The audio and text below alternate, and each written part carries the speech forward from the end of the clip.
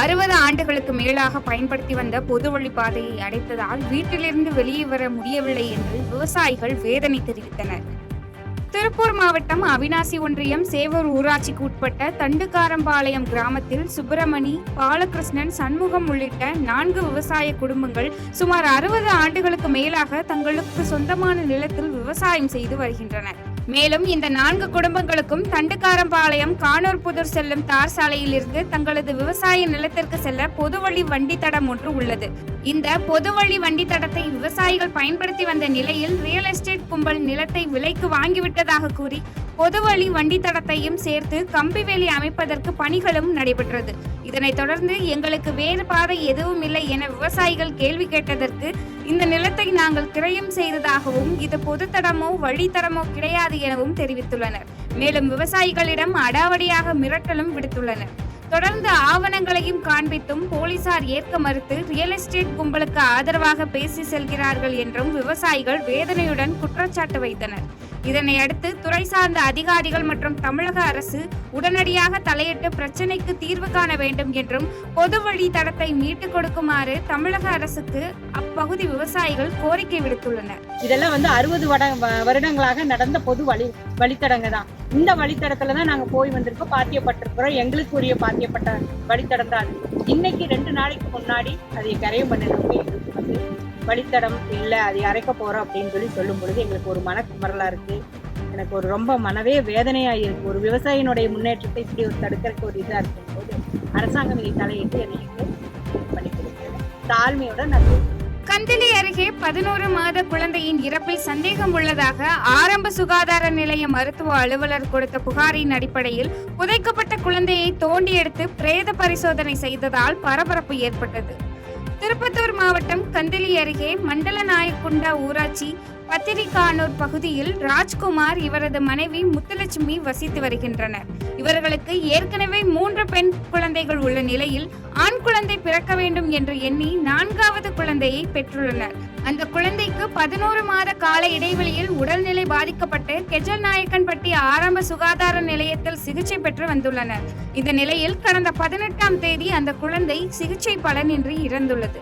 இதனைத் தொடர்ந்து இறந்த குழந்தையின் பெற்றோர் ஆரம்ப சுகாதார நிலையத்தில் கொடுக்கப்பட்ட மருத்துவ சிகிச்சை கோளாறு காரணமாக தன்னுடைய குழந்தை இறந்துவிட்டதாக குற்றச்சாட்டை எழுப்பிய நிலையில் நாட்றம்பள்ளி வட்டாட்சியர் காஞ்சனா தலைமையில் மருத்துவ குழுவினர் மற்றும் காவல்துறை உள்ளிட்ட துறை சார்ந்த அதிகாரிகள் மேற்பார்வையில் பத்திரகானூர் சுடுகாட்டில் புதைக்கப்பட்ட 11 மாத பெண் குழந்தையை தோண்டி எடுத்து பிரேத பரிசோதனை செய்த சம்பவம் அப்பகுதியில் பரபரப்பை ஏற்படுத்தியது. இதனை அடுத்து பிரேத பரிசோதனையின் முழுமையான தகவல்கள் வெளிவந்த பிறகே குழந்தை இறப்புக்கான முழு காரணம் தெரிய வரும் என்று துறை சார்ந்த அதிகாரிகள் தெரிவித்தது குறிப்பிடத்தக்கது. எதிர்காலத்தில் மாணவர்கள் இந்த உலகத்தை வெல்லக்கூடியவர்களாகவும் இந்த உலகத்தை குடையின் நிழலின் கீழ் கொண்டு வரக்கூடியவர்களாகவும் வெற்றி பெற்றவர்களாகவும் இந்த சமூகத்தை மாற்றியமைக்கக்கூடியவர்களாகவும் மாணவர்கள் வர வேண்டும் என நாடாளுமன்ற உறுப்பினர் கனிமொழி தெரிவித்தார். தூத்துக்குடி மாவட்டம் கோவில்பட்டி அரசு மகளிர் மேல்நிலைப் பள்ளியில் மாணவிகளுக்கான AI தொழில்நுட்பம் பற்றிய திறன் மேம்பாட்டு பயிற்சி முகாமின் தொடக்க விழா நடைபெற்றது. மேலும் திறன் மேம்பாட்டு பயிற்சி முகாமினை கனிமொழி MP தொடங்கி வைத்து பேசுகையில், ஒரு விஷயத்தை தெரிந்து கொள்வதற்கும் புரிந்து கொள்வதற்கும் AI தொழில்நுட்பம் உதவியாக இருக்கிறது எனவும் AI தொழில்நுட்பத்தை பயன்படுத்த தொடங்கி விட்டதாகவும் எதிர்காலத்தில் எல்லாவற்றிலும் AI தொழில்நுட்பம் இருக்கும் எனவும் தெரிவித்தார். மேலும் எதிர்காலத்தில் மாணவர்கள் இந்த உலகத்தை வெல்லக்கூடியவர்களாகவும் இந்த உலகத்தை உங்கள் குடையின் நிழலின் கீழ் கொண்டு வரக்கூடியவர்களாகவும் வெற்றி பெற்றவர்களாகவும் இந்த சமூகத்தை மாற்றி அமைக்கக்கூடியவர்களாகவும் மாணவர்கள் வர வேண்டும் எனவும் தெரிவித்தார். நமக்கு நியாயமாக கிடைக்க வேண்டிய இடம் இந்த சமூகத்தில் இந்த உலகத்துல உருவாக்கப்படும். அது உருவாக்கப்பட வேண்டும். உங்களுக்கு எதிர்காலத்துல நீங்கள் இந்த உலகத்தை வெல்லக்கூடியவர்களாக, இந்த உலகத்தை உங்களுடைய குறை நிழலிலே கொண்டு வரக்கூடியவர்களாக, வெற்றி பெற்றவர்களாக, இந்த சமூகத்தை மாற்றி அமைக்கக்கூடியவர்களாக நீங்க வரணும். All the best. மன்னிவாக்கம் முதல்நிலை ஊராட்சியில் உங்களுடன் ஸ்டாலின் திட்ட முகாமில் மின்சாரம் வேண்டி மனு அளித்தவருக்கு சட்டமன்ற உறுப்பினர் வரலட்சுமி மதுசூதனன் உடனடி தீர்வு வழங்கினார். செங்கல்பட்டு மாவட்டம் காட்டாங்குளத்தூர் ஒன்றியத்திற்குட்பட்ட மன்னிவாக்கம் முதல்நிலை ஊராட்சியில் உங்களுடன் ஸ்டாலின் திட்ட முகாம் நடைபெற்றது. இந்த முகாமினை செங்கல்பட்டு சட்டமன்ற உறுப்பினர் வரலட்சுமி மதுசூதனன் துவங்கி வைத்தார். இதில் 15 துறைகள் சார்பில் 46 சேவைகளுக்கான விண்ணப்பங்கள் பொதுமக்களிடமிருந்து பெறப்பட்டன. இதில் கலைஞர் உரிமை தொகை, பட்டா, குடும்ப அட்டை, மின்சாரம் உள்ளிட்ட பல்வேறு மனுக்கள் பெறப்பட்டு அவை மீது பொதுமக்களுக்கு 45 நாட்களில் தீர்வு காணப்பட உள்ள நிலையில் நிரந்தர மின்சார இணைப்பு வேண்டி மனு அளித்தவருக்கு உடனடியாக தீர்வு காணப்பட்டு அவருக்கு நிரந்தர மின் இணைப்புக்கான ஆணையினை சட்டமன்ற உறுப்பினர் வரலட்சுமி மதுசூதனன் வழங்கி முகாமினை பார்வையிட்டார். இந்த நிகழ்ச்சியில் ஒன்றிய குழு தலைவர் உதயா கருணாகரன், வடக்கு ஒன்றிய செயலாளர் லோகநாதன் உள்ளிட்ட பலர் கலந்து கொண்டனர்.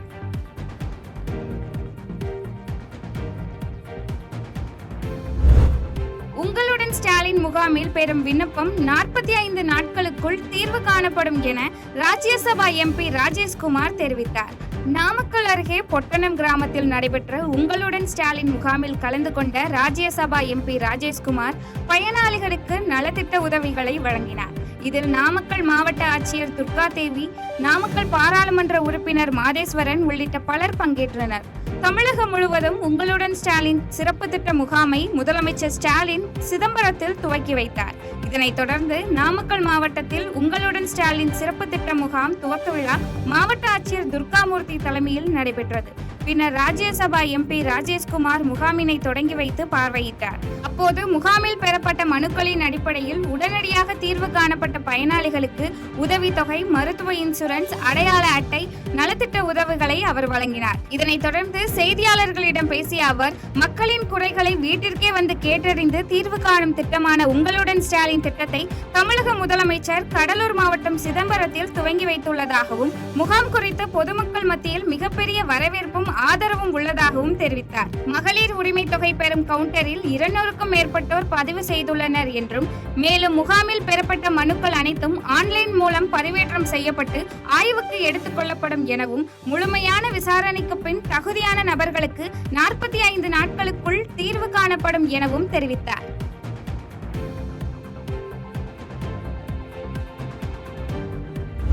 தேரணாம்பட்டு அருகே மணல் கடத்தலை தட்டி கேட்ட நில உரிமையாளர் மீது மண்வெட்டியால் தாக்குதல் நடத்தப்பட்ட சம்பவம் பரபரப்பை ஏற்படுத்திய நிலையில் இச்சம்பவத்தில் ஈடுபட்ட 3 பேரை போலீசார் கைது செய்து விசாரணை நடத்தி வருகின்றனர்.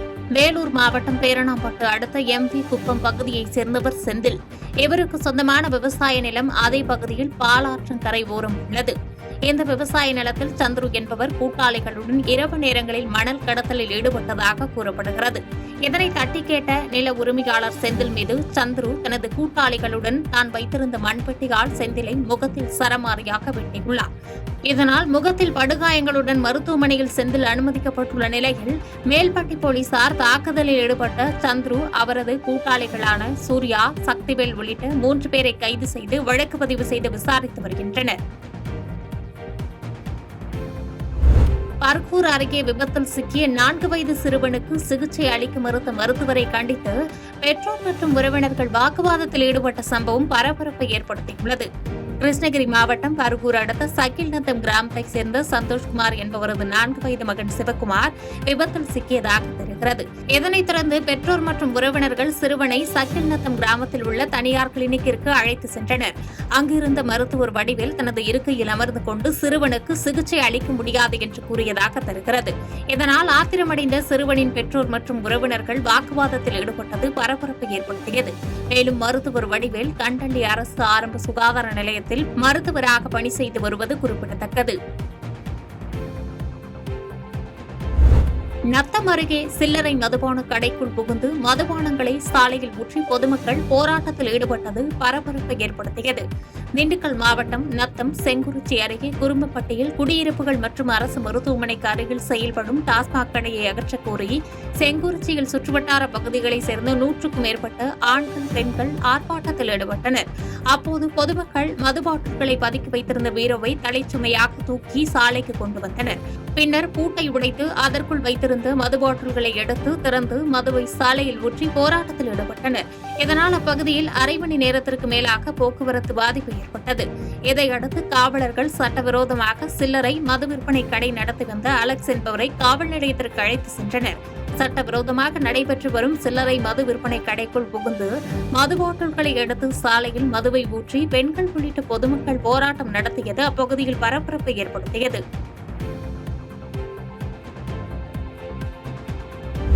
மதுரை துவரிமான் அருகே புதிய மேம்பாலம் அமைக்கும் பணியை மதுரை பாராளுமன்ற உறுப்பினர் சு வெங்கடேசன் அடிக்கல் நாட்டி தொடங்கி வைத்தார்.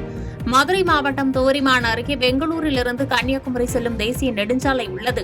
இந்த தேசிய நெடுஞ்சாலையின் குறுக்கே மதுரையிலிருந்து மேலக்கால், சோழவந்தான் உள்ளிட்ட 100க்கும் மேற்பட்ட கிராமங்களுக்கு 1000க்கும் மேற்பட்ட வாகனங்கள் கடந்து செல்வது உண்டு. தேசிய நெடுஞ்சாலையின் குறுக்கே இந்த சாலை செல்வதால் வெகு நாட்களாக தேசிய நெடுஞ்சாலை சந்திப்பு பகுதி அடிக்கடி விபத்து மற்றும் உயிரிழப்பு ஏற்பட்டு வந்தது. இந்த விபத்துகளை தவிர்ப்பதற்காக அப்பகுதி மக்கள் வைத்த கோரிக்கையை தொடர்ந்து மதுரை பாராளுமன்ற உறுப்பினர் சு வெங்கடேசன் துரித முயற்சியால் மத்திய அரசு மேம்பாலம் கட்டும் பணிக்காக நிதி ஒதுக்கியது.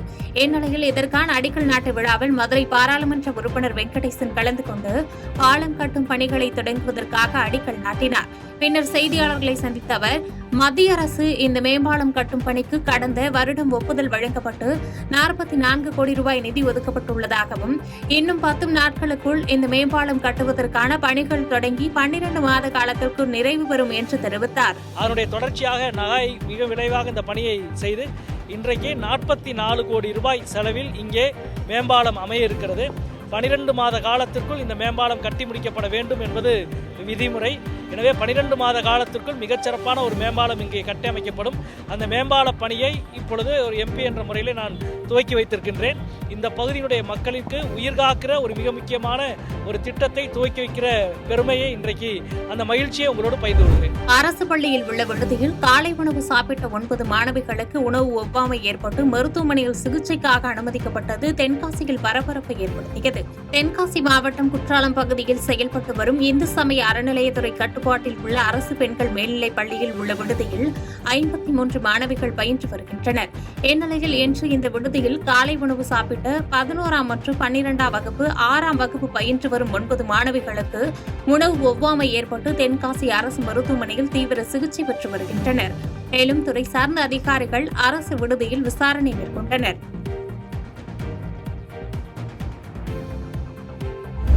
மயிலாடுதுறையில் நடைபெற்ற அரசு நலத்திட்ட உதவிகள் வழங்கும் விழாவில் முதலமைச்சர் மு க ஸ்டாலின் பங்கேற்று புதிய திட்டங்களுக்கு அடிக்கல் நாட்டி வைத்தார். தொடர்ந்து நிகழ்ச்சியில் பேசிய முதலமைச்சர் மயிலாடுதுறை மாவட்டத்திற்கு 8 புதிய அறிவிப்புகளை வெளியிட்டார். அதில் நீடூரில் புதிய ரயில்வே மேம்பாலம் அமைப்பது, தரங்கம்பாடி மங்கநல்லூர் சாலை இருவழிச்சாலையாக மேம்படுத்துவது, சாமி நாகப்பன் நினைவாக மயிலாடுதுறையில் அரசால் திருவுருவ சிலை நிறுவுவது மற்றும் சீர்காழி நகராட்சிக்கு 5 கோடி ரூபாய் செலவில் புதிய நகராட்சி அலுவலகம் கட்டித்தரப்படும் உள்ளிட்டவைகளை அறிவித்தார். மேலும் இந்த அறிவிப்புகள் அனைத்தும் விரைவில் செயல்பாட்டிற்கு வரும் என்று முதலமைச்சர் உறுதியளித்தார். நிகழ்ச்சியில் அமைச்சர்கள் KN நேரு, MRK பன்னீர்செல்வம், மெய்யநாதன், சட்டமன்ற உறுப்பினர்கள் நிவேதா முருகன், பன்னீர்செல்வம் ராஜ்குமார், நாடாளுமன்ற உறுப்பினர் சுதா, மாவட்ட ஆட்சித்தலைவர் ஸ்ரீகாந்த் உள்ளிட்டோர் பங்கேற்று சிறப்பித்தனர். 4 ஆண்டுகளாக செயல்படாத முதலமைச்சரின் திடீர் ஞானோதயம்தான் உங்களுடன் ஸ்டாலின் திட்ட முகாம் என பாஜக கட்சியின் மத்திய இணையமைச்சர் எல்முருகன் விமர்சித்துள்ளார். திருப்பூர் மாவட்டம் அவிநாசியில் கோவை வடக்கு மாவட்ட பாஜக சார்பில் சமூக வலைதள செயல்பாட்டாளர்கள், தொழில் வல்லுநர்கள் மற்றும் கட்சி நிர்வாகிகள் சந்திப்பு கூட்டம் நடைபெற்றது.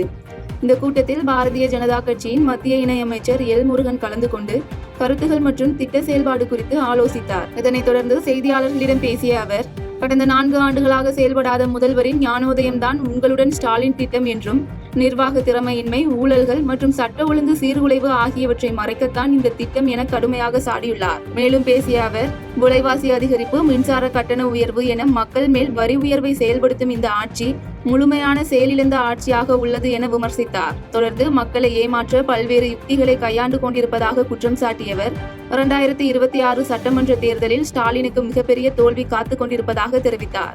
ஸ்டாலின் அவர்களுக்கு ஒரு மிகப்பெரிய தோல்வி காத்து கொண்டிருக்கிறது. 2026 தேர்தலில் தமிழக மக்கள் ஒரு பெரிய பேரிடையை அவர் கொடுக்க போகிறார்கள். மக்கள் திமுகவை வெளியில் அனுப்புவதற்கு தயாராக இருக்கிறார்கள். மக்கள் திமுக மேலே ஒரு மிகப்பெரிய கோபத்தில் இருந்து கொண்டிருக்கார். இன்றைக்கி நான் சத்தியமங்கலம் ஃபாரஸ்ட் பக்கம் போயிட்டு வந்தேன். அவர் சொன்னார் சமூக நீதி விடுதின்னு.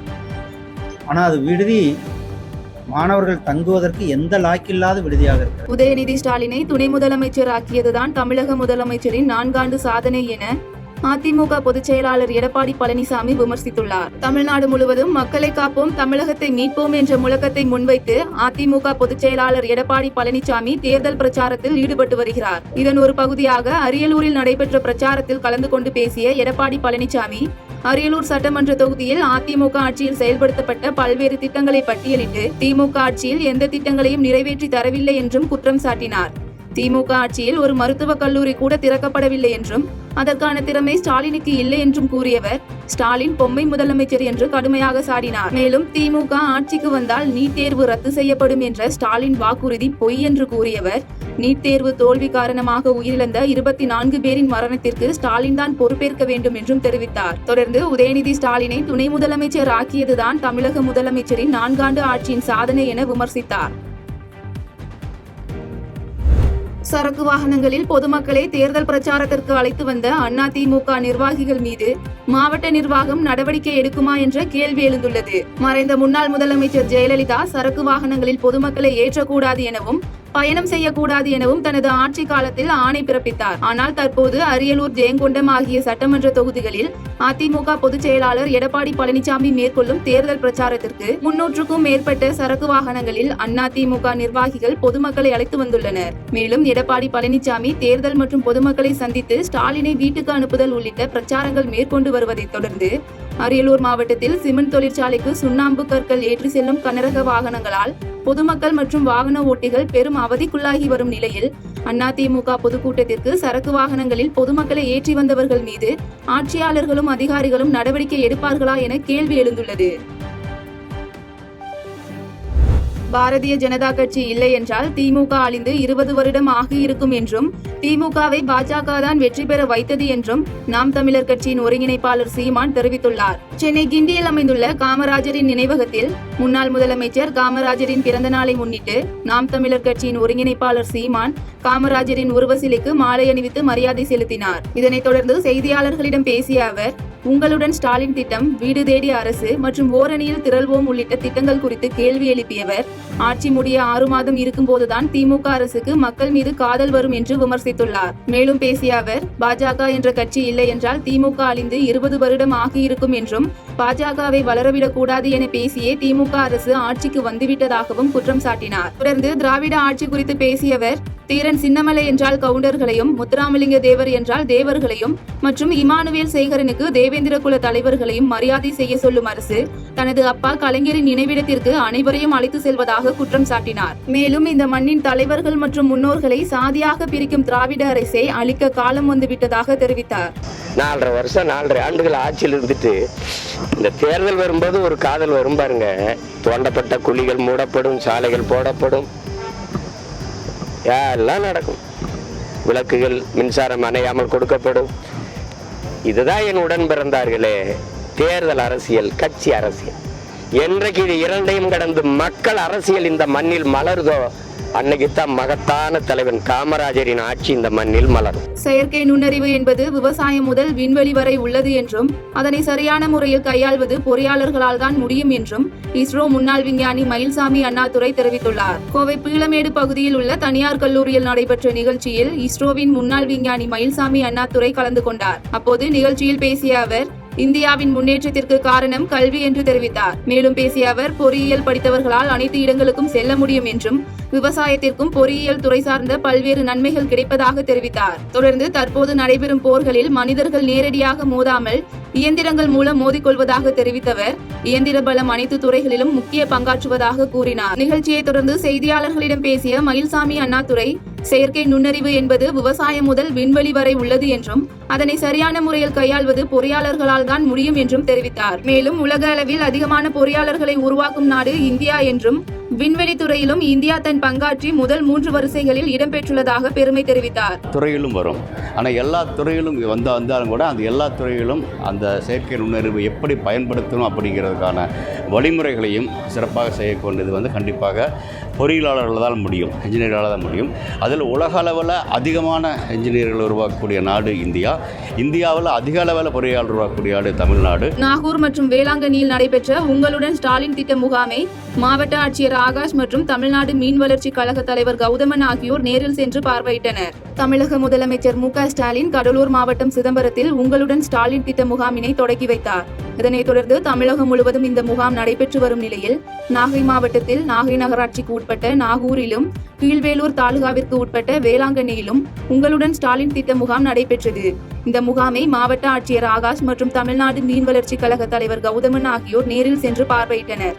இந்த முகாமில் அரசின் பல்வேறு துறைகள் சார்பில் அரங்குகள் அமைக்கப்பட்டு மனுக்கள் பெறப்பட்டது. குறிப்பாக மகளிர் உரிமை தொகை விடுபட்ட நபர்களுக்கான விண்ணப்பம் வழங்கப்பட்டது. பாஜகவுடன் கூட்டணி என்று அறிவித்ததிலிருந்து முதலமைச்சருக்கு பயம் வந்துவிட்டதாக எடப்பாடி பழனிசாமி விமர்சித்து பேசியுள்ளார்.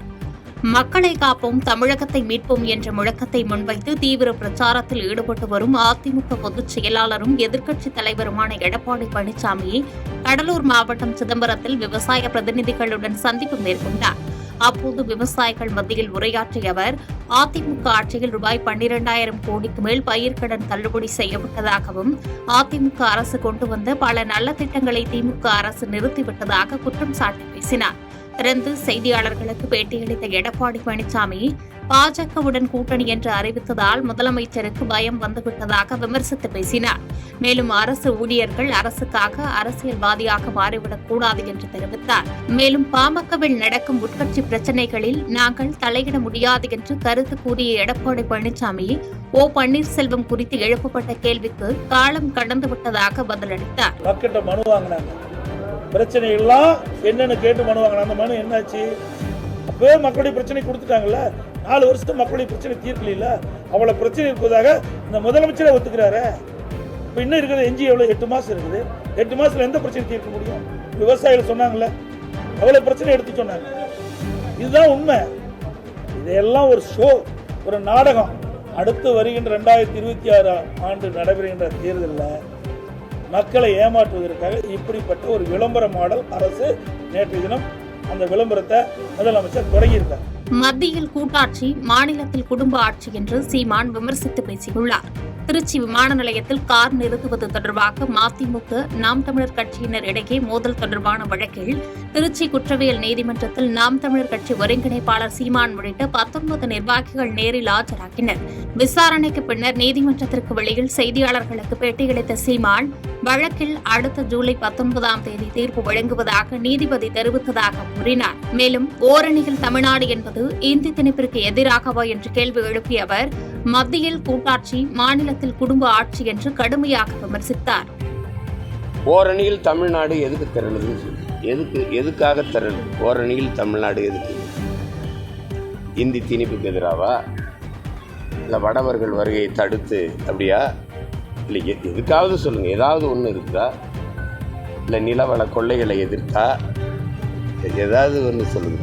இல்லை அந்நிய முதலீடுகள் இங்கே வந்து தொழில்களை ஆக்கிரமிக்குது, அப்படி ஏதாவது? ஒன்றும் கிடையாது. ஓரணியில் தமிழ்நாடு எதுக்கு தரணும்? ஓரணி தமிழ்நாடு எது? நாகை அருகே 100 நாள் வேலை திட்டத்தில் முறைகேடு நடந்ததாக எழுந்த புகாரின் அடிப்படையில் லஞ்ச ஒழிப்புத்துறையினர் ரூபாய் 52,500 கணக்கில்லாத பணத்தை பறிமுதல் செய்துள்ளனர்.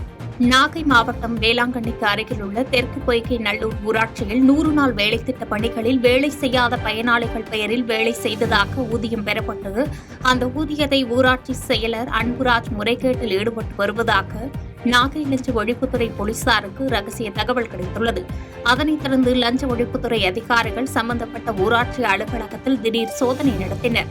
துணை போலீஸ் சூப்பரண்ட் இமயவர்மன் தலைமையில் இன்ஸ்பெக்டர் ரமேஷ்குமார், துணை ஆய்வாளர் குணசேகரன் மற்றும் போலீசார் உட்பட விசாரணை குழு ஊராட்சி அலுவலகத்தில் பணியாற்றிய அன்பு ராஜிடம் விசாரணை மேற்கொண்டனர்.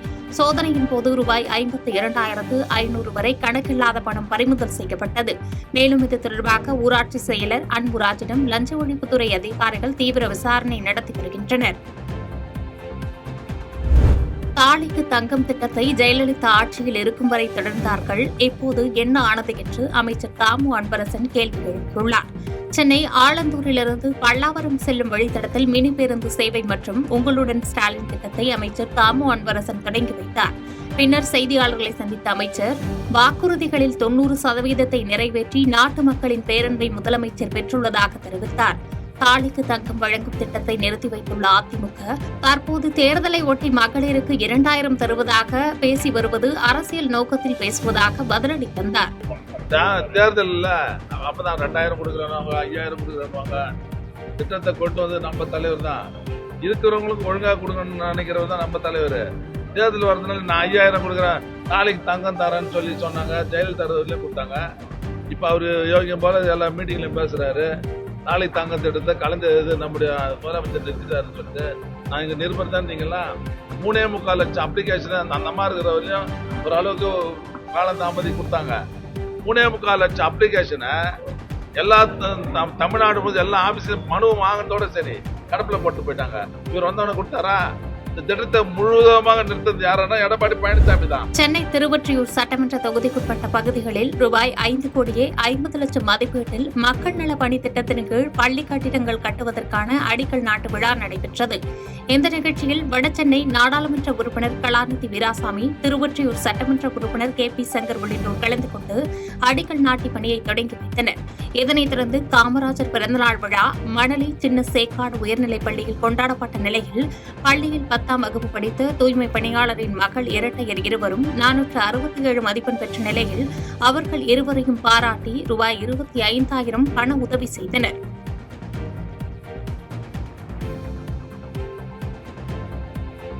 செய்திகளை உடனுக்குடன் தெரிந்து கொள்ள கீழ்கண்ட கேபிள் மற்றும் DTH நெட்வொர்க்குகளில் எம்நாடு செய்தி தொலைக்காட்சியை காணுங்கள். பாதகம் செய்பவரை கண்டால் நாம் பயம் கொள்ளலாகாது பாப்பா. மோதி மிதித்துவிடு பாப்பா, அவர் முகத்தில் உமிழ்ந்துவிடு பாப்பா. அண்மை செய்திகளை உடனுக்குடன் தெரிந்து கொள்ள இணைந்திருங்கள் எம்நாடு தொலைக்காட்சியுடன்.